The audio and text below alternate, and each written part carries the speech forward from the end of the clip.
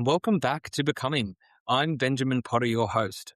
Before we dive into episode 2, I just want to say a massive thank you for all the love and feedback on episode 1.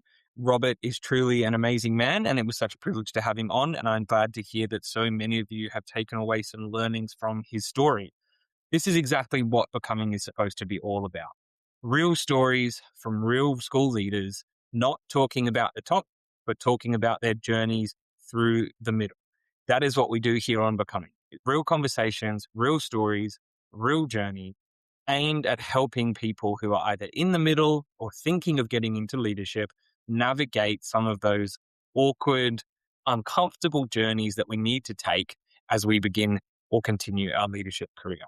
So once again, a big thank you and welcome back to the show. For those who are listening again, I'm really excited about our episode 2, which we will get into right now.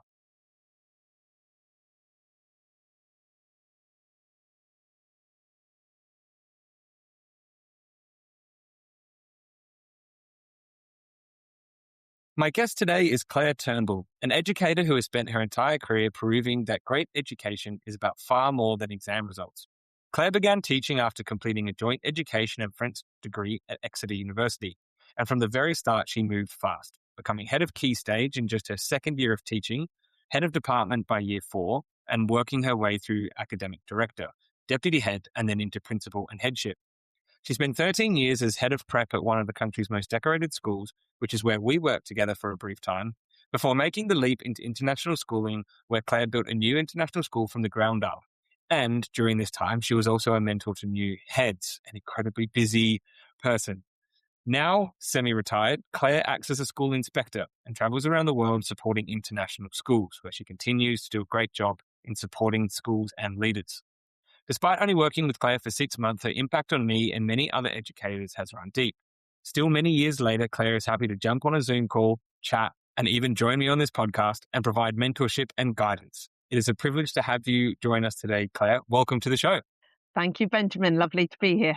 Yeah, it's really nice for you to be joining us today. As I said, you've been a good mentor to me in many ways, and as you only worked for a brief amount of time, but you are a leader that I respect. So I was very glad that you would join us and happy to reflect on those middle years, those forming years of leadership that are quite interesting at times. The question that I'm going to start with all guests on my show is, could you tell us about your first middle leadership position, stepping into it? If you're happy to tell us what it was, don't have to tell us where it was, but what it was and how did you go about it? Sure. Yeah. Quite early on in my career, I worked in a small school. So luckily, in many, many ways, most of us had to take on a middle leadership role because it was shared out. And that was a wonderful way to learn how to work alongside colleagues as equals, and then in specific roles, need to take a leadership role. And I think that was such a blessing because that I think is one of the biggest steps for many middle leaders. And for me, it was just natural because all of us had to take that role. So in a meeting, you were one for half of the meeting, you were one of the team, and for your specific area, you then had to step up and lead and manage. And that gave great clarity to me in what it means to be a middle leader. It's role specific. It's not person specific. And so you can be yourself and be a middle leader easily. And I think one of the hardest roles is for those people who become middle leaders in a school where they've worked in for a long time, and they're having to step up alongside their colleagues who are their friends. And without an understanding of actually it's about a role, it's about a job. Do the job well and it'll all work out fine. Try and change who you are and your friends will see through you that. So it's integrity. Yeah. So why do you think it is so hard? Because everyone says it is hard, especially when you're stepping in a place that you are known. You know, it's easy if you maybe go become a middle leader at a school that you don't know anybody because everyone knows you as only that role. Why is it hard to step up where you are? I think it's often hard because the person doing the stepping up thinks they have to change. Mm, And they think by being a middle leader, I need to suddenly become this leader, this person who will drive everything forward. yeah. Well, sorry, my lovelies, but actually, 9 times out of 10, to be a really good middle leader, you just need to deliver for your Mm, colleagues. And it's absolutely about doing your job well and making mhm. sure that everybody else can continue to do their job well. So I think psychologically, it's really understanding what the role is Yeah. and not inflating it into something it isn't yet. Um, Yeah. Yeah. this is, yes, celebrate it. Yes, be proud of it, but earn the respect of Mm, being in that role. Don't change who you are. And yeah. also have those really honest conversations. I worked alongside my best friend, and Mm, we had to have those really difficult conversations of, well, my role requires me to ask you to do this. And it's right that my role requires me to ask you to do this. And this is mm, for the good of the children and the good of the school. So let's not beat about the bush. Let's crack on and do the right thing for the school. mm. We know where the school's going. We're behind the school. We're passionate about it. Just because you and my roles are different in this precise moment in time doesn't need to affect our friendship. Okay, that's really good, Jack. Just being honest about it.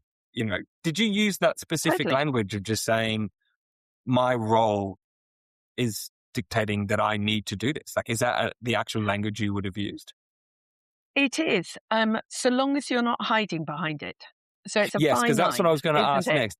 Could that be a cop out? So how do you do that balance of not going, oh, well, senior leadership and now because I'm in this role, like, because you can use it as a cop out potentially and So, try and keep n allies on both sides and be a double agent, which is never going to end well. So how do you no, use the role, but still do it honestly?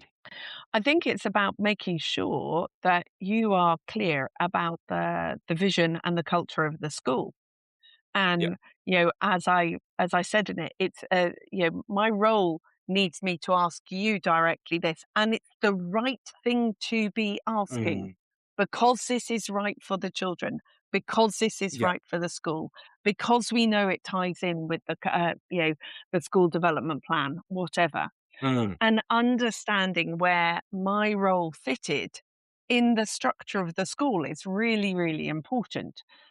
yeah. Um, and every middle leader I speak to, I say, well, try and understand what does the person above you, if one's thinking Hmm. hierarchically, or below you, if one's going servant leadership role, what do they need of you?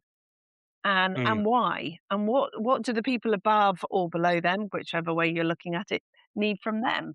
Because if you understand how the organization works and where you fit and that role fits into the cog of a complex machine, you will mm, understand the power of your role. And therefore that will allow you to work out how to do it to the best of your ability. mm. Yeah, it sounds like connecting with the vision of the school and being clear of the vision is so important to a middle leader because you may or may not be necessarily be setting the vision because that often comes from senior leadership, which is right. But as the middle leader, if you're not clear on the vision or not connected to the vision, it's going to make your job harder because you are going to be struggling. Totally, and it's about Yeah. being congruent, isn't it? And totally, Mm, totally connected, so that yeah.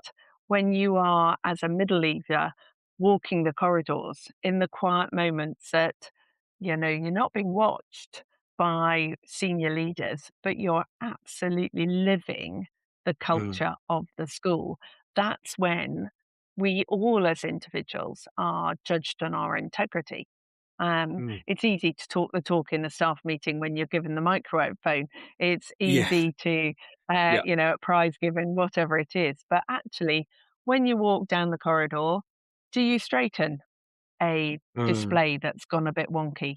Do you notice a child who is sitting on the bench by themselves and go and talk to them? Do you pick up the litter? And do you do that when no one's watching? Yeah, that's a Devil's in the it, detail. it's a really good point of going, I am connected to this school and I am serving this school. I like that you talked about serving the whole community. And so as a middle leader, your job was to do that day in and day out and connect and to keep doing your job well. I kept thinking of really bad sort of sport and music analogies that you may not be the star of the show, but you got to play your role. You got to play your bassoon or fill that position Well, because you do it and you do it well, and the whole orchestra or the whole team can actually play better. Um, Well, a massive influence for me was, lots of sporting books. mm, Legacy, James Kerr. We've all read it, but it really is about, do you pick up the water bottles on the field and walk in? Yeah, mm, you do, because you're part of this team, and this team is what yeah, we do. yeah, Do you sweep the changing room? That sort of thing. yeah, It's the day in, day out. Another mm, brilliant one, philosophy, which I can remember someone sharing with me. Um, the marginal gains philosophy. A British cycling. So his argument was, break down what we do as a school and improve every little bit by 1%. mm, That's all you need to do. Improve yeah, what you're in charge of and what's in your control. Every little element of it by 1%. If everybody does that, great. Shared responsibility. And as a middle leader, I think one of the most important roles is to really lead by example in being hmm, efficient, in being on message, and showing that you can make your colleagues' lives easier by mm, doing the job brilliantly and yeah, efficiently so that they can do their job brilliantly. It's not about some great I am statement. I don't think any mm, leadership should be about that. It's doing our role brilliantly so the people around us can do their job brilliantly. yeah. Be the example. I like that. Um, it's that sense of going to bring it back to what we said. Senior leadership set the vision, and they're hoping and trusting because they've got other things to deal with most of the time, that middle leaders will be that example. Because if we're not living it out, then how do staff who are not in a middle leadership position, they'll go, oh, well, if the middle leaders aren't doing it, I don't need to do it. Yeah, Yeah. totally. It's that influence that we It, have. Yeah. yeah, Now, something that I really wanted to talk to you about was you have talked about in the past that you had some really good mentors that mentored you through middle leadership. yeah. How important do you think as a middle leader is it to find a mentor? And what did you find from them was so helpful to get you through the middle stage of your career? I think it depends on the person. There's no Mm, one size fits all. For me, working for someone I respect and learning from them and having a safe space where I can say to them, I really don't know how to handle this situation. I'm thinking about this, I'm thinking about that, and having them generously give their time to say, mm, to talk me through it really worked. For other people, they'll find that through books, etc. I hmm, think not doing it in isolation, one way or the other, however suits you, is the right way. Um, yeah, and knowing that probably every question I asked as a middle leader, the people I talked to had asked already. Now, yeah, I didn't always agree with their answer, but yeah, schools are schools, education's education, leaders are leaders.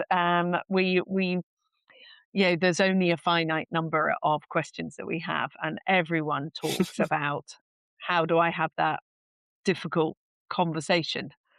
yeah, That's something that's always a challenge, yeah, of and actually the most dangerous middle leaders, and we've all probably come across them, are the middle leaders who think that that's not a challenge. because they go in with an arrogance and a lack of empathy, which makes middle leaders, people go, well, that person's just up themselves, and they're Mm. not actually here for leadership. They're here for status, and it's remembering Yeah. that in all of our positions, we're there for the people around us, um, Yeah. and those difficult conversations are difficult, and Mm. but yet we have them with children all the time. Mm. So It's a good point. it shouldn't be that difficult. It shouldn't be Yeah. that difficult, but it is, because as educators, we're not always great at talking to adults, or we think it's Yeah. different. But we're Yeah. kings and queens in our own classroom. But actually, the psychology behind it shouldn't be different. Mm. If it's about genuinely wanting to take someone on a journey, that's what we do with our pupils all the time. Mm. So working out how to do that with a colleague is really important. Correct me if I'm wrong, but at times it feels like maybe, speaking to other middle leaders, maybe they're, as you said, oh, I've got to be someone different now. I am in the middle leadership, that sometimes they feel like they need to step up and go and be maybe not brash, but have that hard conversation without thinking first, because they go, well, I've got to be the leader now. I've got to establish myself. So how do you do that as well with that pressure of, yeah, because I think it takes confidence. How do you build that confidence? You spoke of, well, this is my role now and it's right that I do this, but that can also be daunting. Is there a trick or is there not a trick? Like, what is it? Preparation, I would say. You prep, Okay. prep, prep, prep, prep for those Mm-hmm. conversations, and you make sure that your evidence is on solid ground, and that Mm-hmm. you are really sure, because again, it's about the integrity of that approach, isn't it? It's Yeah. really quick, so and so tells you something over the coffee machine and says, and what are you going to do about it? And you at that point, that is not the challenge. Mm. The challenge is to go, right, I've heard something. It's my job to now go and, yeah, absolutely listen and go and find out, Mm. and if that takes, unless it's a safeguarding thing or a person at Yeah. risk, then take your Mm.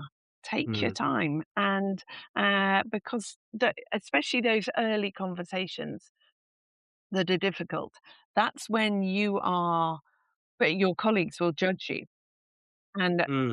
let's not beat about the bush. We are always judged by our colleagues, and some of that will come from jealousy. So some of it Mm-hmm. will come from, a liberal attitude to hierarchy is wrong.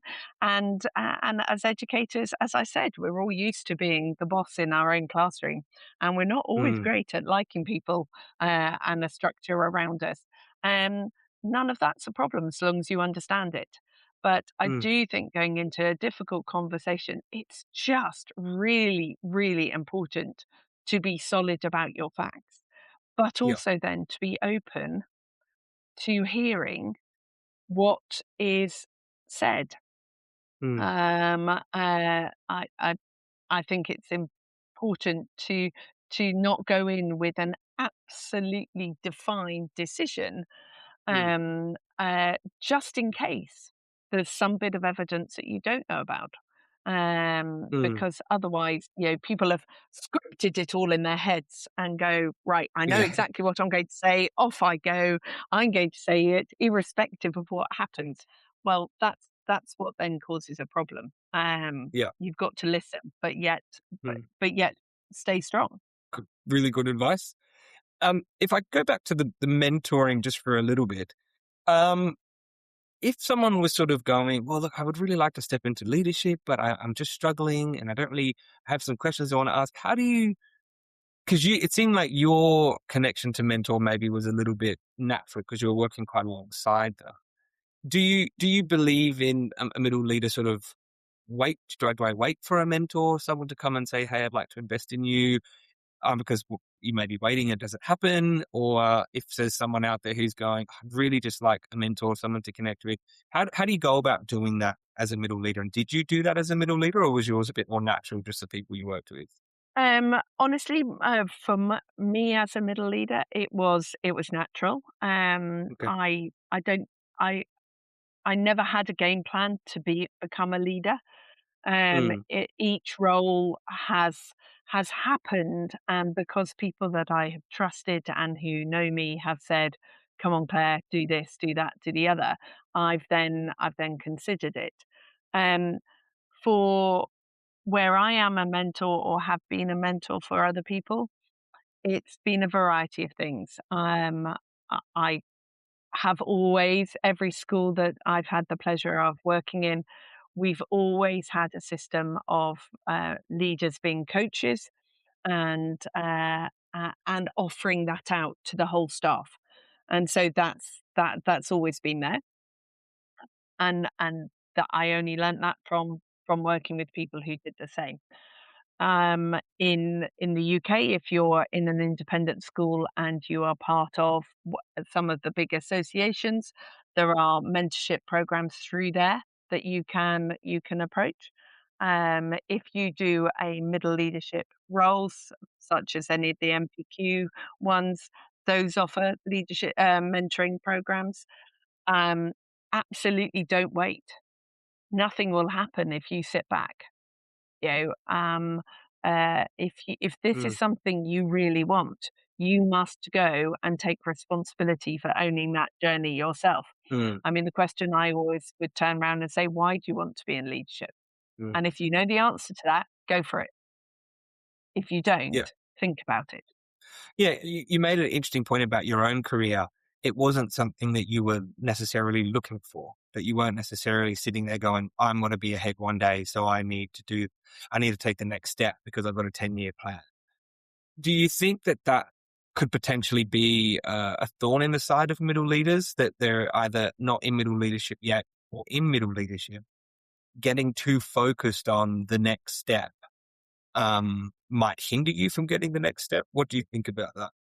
Look, education has changed. Mm, I'm a mature person now, so the world of work is different, and I get yeah. that.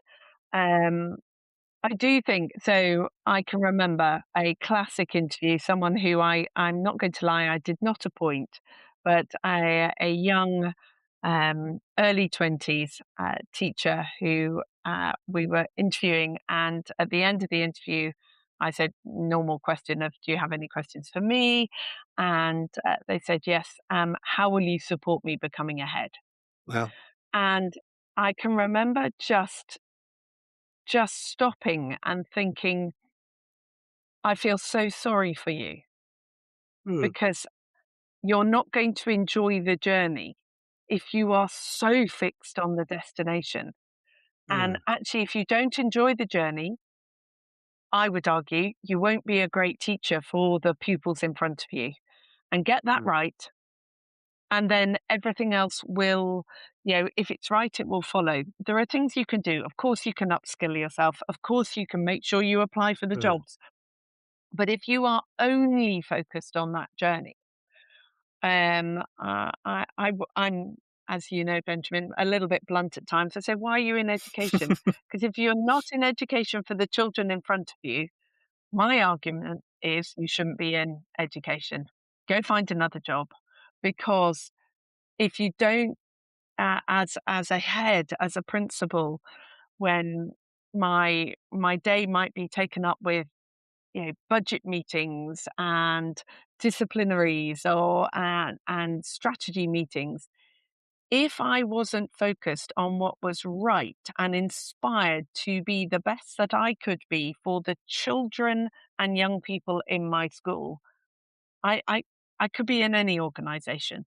That's what mm, makes us different as educators. And I think if you lose that at any stage in the journey, it is just you as the person who becomes impoverished. So mm, be driven, be motivated, but but stay rooted in why you want to be in education. mm. And then I think the pathway becomes apparent.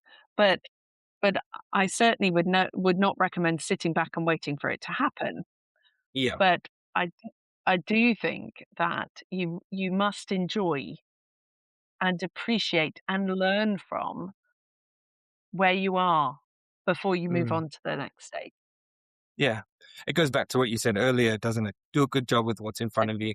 And if you're so And focused on what's ahead, you probably won't do a good job in front of you. And then you might get passed up and you'll be wondering why you're getting passed up. And it's actually because you're focused 2 or 3 steps ahead rather than actually just focusing on do a good job.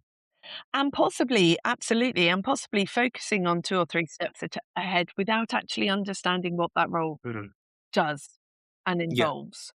And, uh, I kept teaching right up until the very, very last few years of my career because those Mm. not because I was doing it to prove it to anybody else, but those were my wow moments. Those were Yeah. my moments every week where I kind of went, "This is why I'm doing what I'm doing." They Yeah. they grounded me, they rooted me, and, I can remember having conversations with middle leaders who said, "Well, I've got so much managing to do. I don't think I should be in the classroom anymore." And and they are probably right on time, but not on raison d'être and philosophy. So Hmm. I would always encourage people to think carefully about the why they want Yeah. the next stage up. Is it about salary? Is it about status? And those aren't necessarily bad words, Mm. but but you've got to go in with your eyes open to how it will change you as an educator. Yeah. And you're right. We are in a very giving role and job with children because ultimately we are giving to for these young people, but we also have a big responsibility because the people are trusting us with their children, their babies. Um, and that's a big responsibility that we can't forget about the reason why we're in there. Yeah, Yeah. that's Yeah. thank you. Yeah, I really like the way you phrased all of that about doing a good job. Do the job in front of you. Remember why you're here. Remember why you probably stepped into the classroom in the first place. It's all about making people's lives better. And I think that's something I've realized is in middle leadership, it looks different to the classroom. And I've just moved from a pastoral leadership now to a more teaching and learning leadership.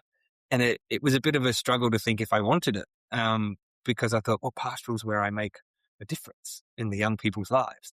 But now actually I'm realizing that the teaching and learning, you're still making a difference in young people's lives. It's just from a different angle. And it's maybe different processes and things, but actually holding that in the forefront of your head is a really great position to be in terms of a middle leader.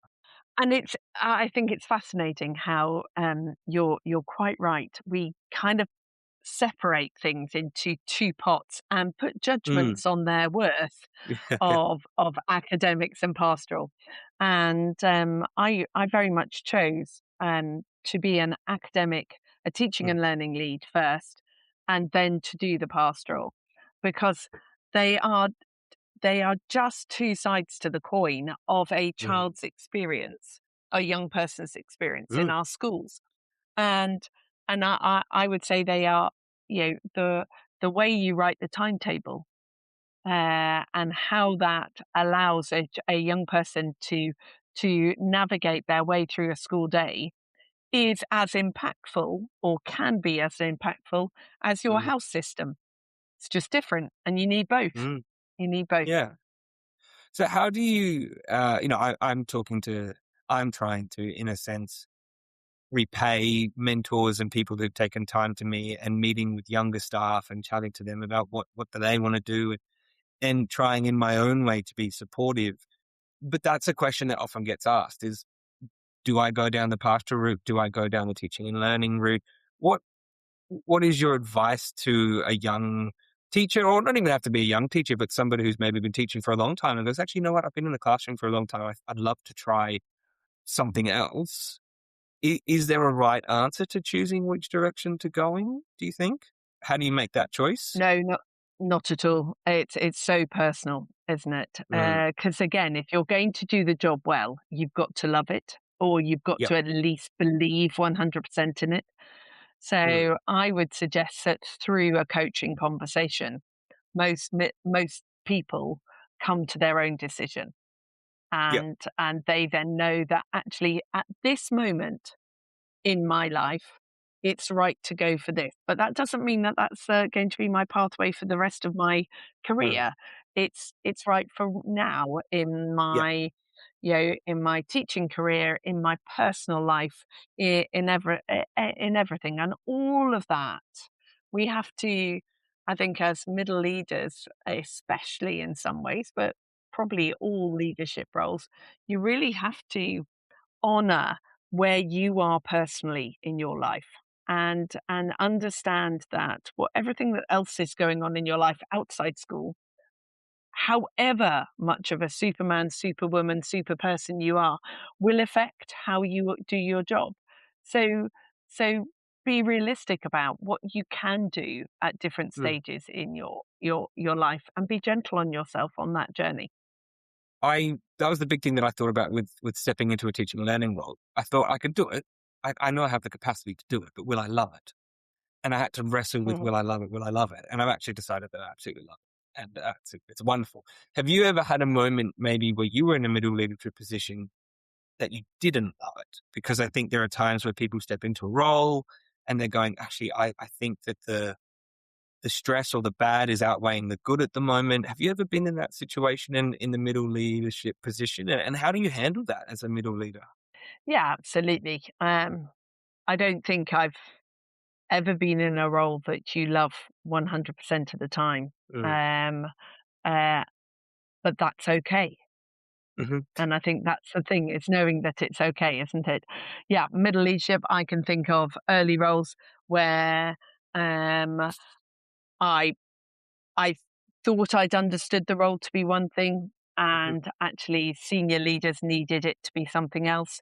And in that moment where my misunderstanding of the role meant that I was frustrated that I couldn't do what I thought I was Hmm. doing, um, in the moment where I didn't seek clarification, it the role's horrible because you feel Mm. you're failing on what you've set your own targets. But when I realized that it was in my control to ask for that conversation of with my leader, to say, you know, I've obviously misunderstood something. Could you help me understand what you need from me? And then I'll be able to do the job properly. Um, that then gave me clarity. Hmm. Obviously, I've I've been on the receiving end of, as a senior leader, of people doing that conversation brilliantly, and of those people doing that conversation of, this role is unachievable. I can't believe you set me up to fail, Hmm. etc. And then you have to have that conversation of, actually, let's take it back a bit. What Mm. do you think your role is? Because I think it's this, and you think it's this. No Mm. wonder we've got a disconnect. Let's talk about it. Um, Mm. uh, so it's how you approach that. And I had to Yeah. learn that as a middle leader, you need to manage up as well as manage down and Hmm. sideways, Yeah. just like you do in any role. Yeah. How do you have that conversation where you need to potentially manage up, where you're in a situation where you don't want to be the one storming in and just having a go, or tossing the dolls out of the pram, or all those different sort of sayings. But how do you manage up as a middle leader, and have you had to do that? I mean, you said you have, but what was that like? And so I'm sure I got it wrong at times. I'm sure I did, and it was probably down to the generosity of my managers above me and my leaders above me, that Mm. they forgave. But I would say, when I got it right, it was about going in to that meeting with a genuine desire to find out what I had got wrong, or where my Hmm. misconception was, and understanding that misconceptions happen in every organization and at Mm. every level, and are seeking clarity if you Yeah. are genuinely seeking clarity and not using it as a vehicle to to take a dig, or most people will respond to that really, really well and say, yeah, absolutely. And it's let's talk about it. Let's understand where it is. Instinctively, people want other people to succeed. So it's Mm. seeking clarity rather than going in and, you know, Yeah. stomping Mm. and being like a petulant teenager. I think that's Yeah. the really important thing. Yeah. Yeah. Okay. That's a really good piece of advice when you have to be curious and be open rather than accusatory, I suppose. Yeah, I suppose so the other side of managing up is maybe and I feel like I've sat in these meetings as well where senior leadership has said, we're going to do this and this is something we're going to roll out. And you go and you give it a crack and you're working out, but sometimes you feel like you're the boots on the ground.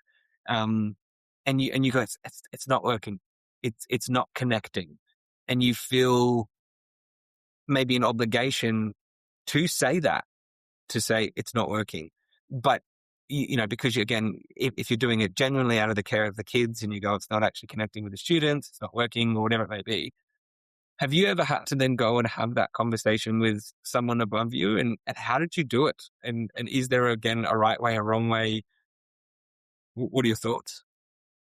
yeah, absolutely. And actually, if you, I don't think that's even about middle leadership. I think that's about a culture of a school that Mm, I've been lucky enough to work in schools that have always encouraged polite, respectful hmm challenge. hmm And I think that's the thing. I can remember an amazing leader I worked for said, and you use boots on the ground, and they said exactly the same thing. They said, I cannot be everywhere. You need to be mm, the heart beating in the school and the boots on the ground. And that means you have to feed that back, because we will not get everything right unless we collect feedback. Now, because I've been lucky enough to work for those sort of people, the one thing they always said to me, and I've predominantly said to the people who work alongside me and for me, is come and talk to me in private anytime. mm, Genuinely, there's a structure in place where if you can't get to your next manager, jump up and talk. Um, but if we've collectively made a decision, hmm until we unmake that decision, back it in public. yeah, Because that's not healthy for a school to go, well, do they know what they're doing? mm, Are we doing this or are we not? But that yeah, only works if you are honest with your feedback. So I can remember one conversation. I went to see the person above me, and I said, "Look, we agreed to put this policy in place. We've now tried it for 6 weeks. Can I show you, please, the evidence that I've collected?" mm, And again, it was being very factual and not emotional, and yeah, saying, "This is what we did. This is what's happened. So from that, I can conclude this. What do you think? What should I do with that information?" And mm, they then said, "Brilliant, let's take this. Do you want to come and talk to a senior leadership meeting?" And I went, "No, thanks. Over to you." But, and they then yeah, took that information up, and the policy was changed. But it was done in I've got the evidence. mm, Not, yeah, I told you this wasn't going to work, yeah, yeah, sort of thing, yeah, which no one likes to hear and will immediately put people's backs up. yeah, But, again, it's like there's difficult conversations. Be prepared. mm, Don't go into those conversations on just a gut. Use your gut reaction, because we should all trust our guts. hmm Get the evidence and then put it forward in a clear and considered way. That's really good, really straightforward, helpful Because I think we all been through it as a middle leader, and maybe even Yeah, before they step into middle leadership, you see a decision and you just totally. go, I don't understand, or I don't think it's working. And I guess you do have two choices: is one is gripe and complain, or two is seek clarity. Um, Yeah, and it seems as though, like what you're saying, as a middle leader, we have to seek clarity. We can't we can't default to the emotions of things. We have to seek the clarity of things because there are things that maybe we don't know, or yeah, maybe it's the other way around. The senior leadership didn't realize it wasn't working, and actually a polite conversation is very helpful to them because hopefully they also care about the young people in their care. As you said, exactly. you had wonderful leaders who went, yes, great, good to know. Like let's adjust, let's twist, let's turn. Yeah. I also had great leaders who said, "That's really interesting evidence, Claire. Thank you. Um, I'll take it into consideration. Hmm. But you need to know there's a bigger picture that right now I can't share with you. Hmm. And so don't be surprised if a change doesn't happen. Don't think Yeah. I've ignored you." Yeah. And how do you handle that? Because that's also hard as a middle leader, where you sort of get Really told hard. something's happening, but you are a leader and we trust you, but you can't know this bit. And I've had that in my own career where I've sat down with my principal or someone, and I've tried to either pitch an idea or I've had thoughts on something, and they've gone, love your thoughts, but sorry, no, for reasons that you don't get to know. And that's like, oh, it's a bit gut wrenching at times. How do you handle that? It's really tough. It's really tough. And Mm, that's where I think it comes into, do you have confidence for the people that you're working with and for, mm, and the culture? And you have to hold on to that.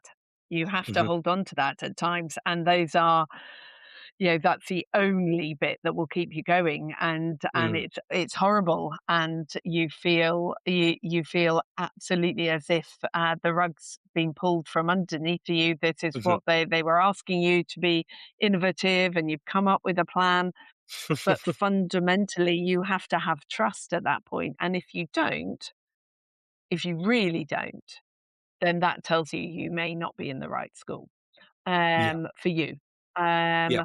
uh, that there are absolute moments where there has to be a bit of, history has told me that you're a great leader.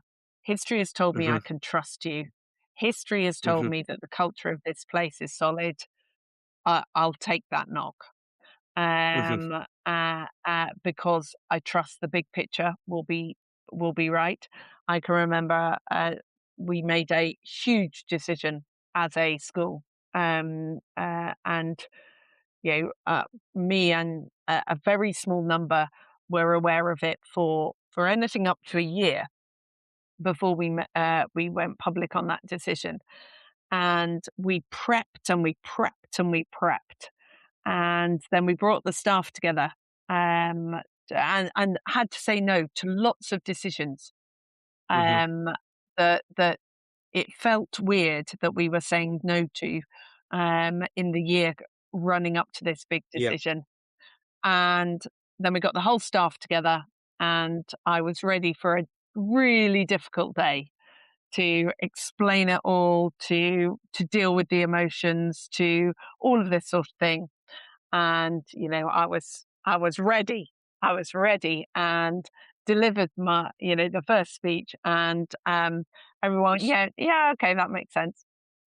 I was like, no, no, come on, you need to come back at me because I've got all the arguments ready.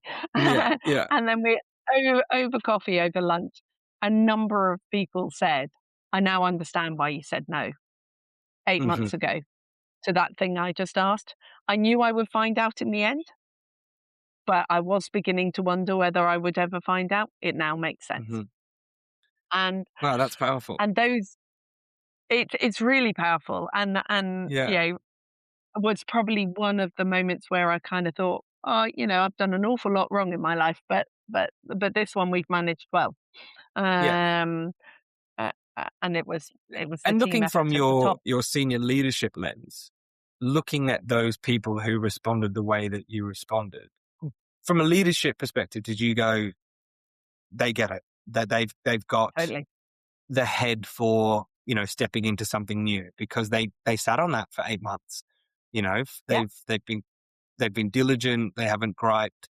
And have you seen the opposite where someone you've said no and you've seen them stomp around and what does that look like? And how Well, from the senior leadership lens, what does that look like to you? that normally tells me that I made a mistake and that I either promoted them too soon or that Mm-hmm. they were the wrong person for the job. Now, everyone can make a mistake. So Mm-hmm. it's that follow-up conversation, isn't it? Mm-hmm. Where you go, actually, talk me through how you're feeling about this. Talk me Mm-hmm. through how you've reacted in the staff room, etc. And if someone goes, you know what, I get it, Claire. I just needed to splurge, and I didn't know who to Mm-hmm. splurge to. We all need to do that, but it's understanding who you do that with in middle Mm-hmm. leadership and senior leadership that's important. Mm-hmm. Um, if they understand that and they change and they then great. And if they Mm-hmm. don't, well, you get them off the bus pretty darn quickly. Yeah. So who do you Because splurge that, to? Oh, sorry. Yeah, you go. so you, yeah, no, no, no. You splurge to your level or above. Yeah. I would say if one's going hierarchical up or down, Mm-hmm. you may gather, whilst there's an awful lot about servant leadership from the 1970s Yeah. that I don't always agree with, but I do love the idea of the triangle going down, not going up. Yes. Um, Yeah. I would always encourage middle leaders to have time together.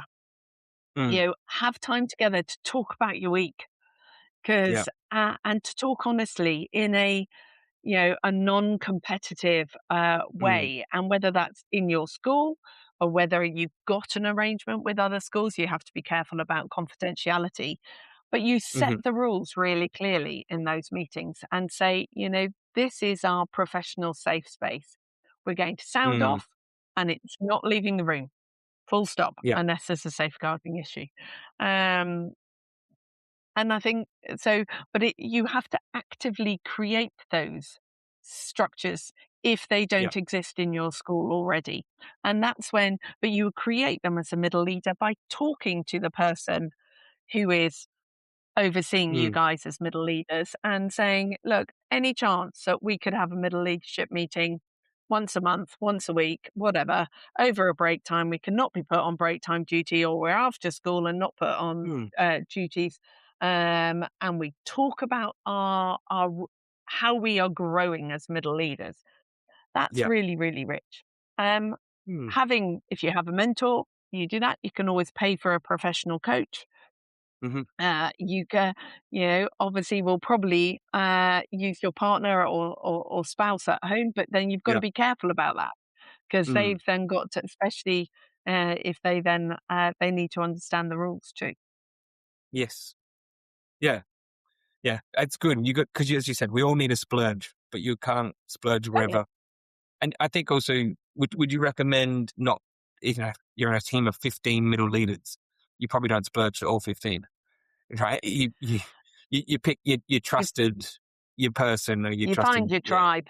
You find yeah. your tribe. Absolutely. Because I feel And like that would also sow a level of discord that if you splurge to 15 middle leaders and then they all go, oh, agreed. actually, yeah, well, then you've suddenly got a bit of a mutiny on your hands, which is unhelpful for culture as well.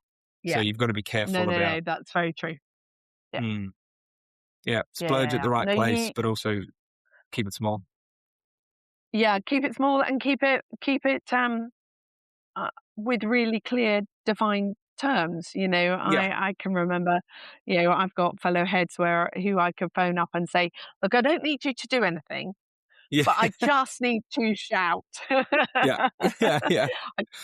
I just need to vent. And they would Yeah. do the same to me. No fixing, no Hmm. sorting, just I need to be able to and go back Yeah. out through that door with my game face on. Yeah. And that's what you need to do. Yeah. I've had that with a colleague where we've come into each other's offices and I'm like, I just need a whinge. And they're like, no worries. Yeah. And then you just have a whinge for a couple of minutes and then you go, all right, cool, I'm good now. Let's go do a good job, and it's important Absolutely. because you get it out of your system and you can move on. And if it's a trusted individual, you can just have the whinge. And as you said, it stays Crikey, this is confidential and, you know, absolutely. This is what we encourage our young people to do, don't we? Don't bottle it yeah, up, self-regulate, yeah, all the zones of regulation, and then suddenly you yeah, think, oh, in leadership or in management, I'm my island. Well, no, that's yeah, when you'll crack. yeah. It's a very, very good point. Well, Claire, we're getting to the end of our time, and you have just been a delight, as you always have been every time I chat to you. It's been lovely. As we get to the end, I do want to leave. I mean, you've given us so many good pieces of advice. The big one for me is going to be, just do a good job. But is there maybe one kind of final piece of advice that you would love to give to middle leaders, an encouragement or whatever it may be as we finish this episode? Keep a record of the wow moments. Um, I remember my very first teaching job. Um, I was given the most beautiful notebook by one of my middle leaders. And they said, you may not be a journaler, and I'm not particularly, but just jot down the little things that are wows. You know, Johnny learning to do his shoelaces up for the first time, the first rugby match that I refed without having abuse for being a female referee. Whatever it was, Yeah. whatever it was. But no, Yeah. but actually, and and I kind of thought, oh, you are talking rubbish, woman. That I've got enough. I've got lesson planning to do, marking to do. I'm not going to Yeah. do that as well, but I did. And I now have 26, 27 beautiful books. And I always Wow. choose a really beautiful one with wow moments. And they are why we are on our journey. Mm, And it's really easy to to learn from mistakes. It's really easy to talk about development.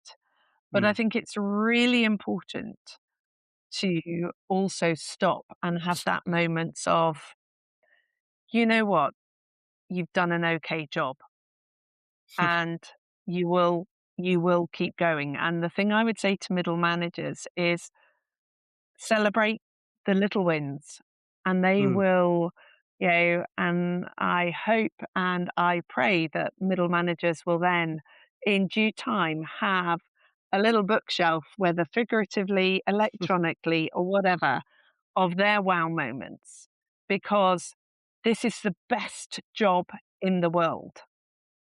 And mm, the young people are lucky to have the middle managers, but we as middle managers and leaders are lucky to be in it. So mm, celebrate it, enjoy it, work mm. hard at it, be the best.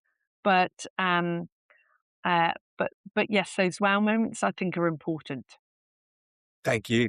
I'm good. That's a really, really lovely. I was gonna say wow, but then I thought that was a really lovely piece. I think I'm going to start doing that because it is those moments I know in the middle leaders, you get stressed and tired and you feel like you're constantly fighting things and then something happens and it changes your whole day because that child with that one thing and I saw it a lot in pastoral, you're working hard with a young person and working hard. And then they finally start turning things around and the joy that you feel, you want to tell everybody, so that's a Yeah. really powerful thing to hold on to it.